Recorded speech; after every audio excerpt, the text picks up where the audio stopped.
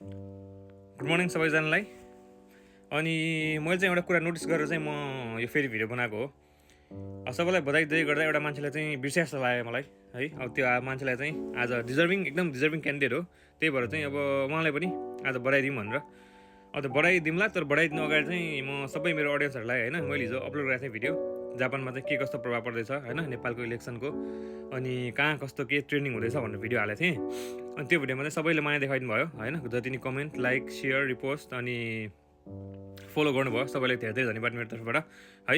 अनि हिजो अस्ति अपलोड गरेको भिडियोमा चाहिँ मेरो सक्सेसफुली 100K भ्युज आउनु पुगेको छ है। सबैलाई धेरै धेरै धन्यवाद मनैबाट। अनि आजको यो विशेष भिडियो चाहिँ के हो भने, मैले चाहिँ एउटा मान्छेलाई चाहिँ बढाइदिन बिर्स्या जस्तो मलाई लाग्यो कि। अब जति नि अब हाम्रा के अरे रवि दाईहरू अनि बालेन दाई होइन, रन्जु दिदीहरूलाई सबैलाई बधाई दिँदै गर्दा हर्क साम्पाङजीलाई चाहिँ बिर्स्या हो कि जस्तो लाग्यो कि मलाई। किनभने उहाँ पनि डिजर्भिङ क्यान्डिडेट हो। पहिला पनि उता थरानबाट उठेर चाहिँ धेरै राम्रो काम गर्नुभएको हो। अहिले सुनसरी 1मा जित्नुभयो उहाँले है। सुनसरी 1लाई पनि मेरो आशा होइन, मलाई एकदम स्योर छु म, उहाँले सुनसरीलाई पनि धेरै राम्रो बनाउनुहुन्छ होइन।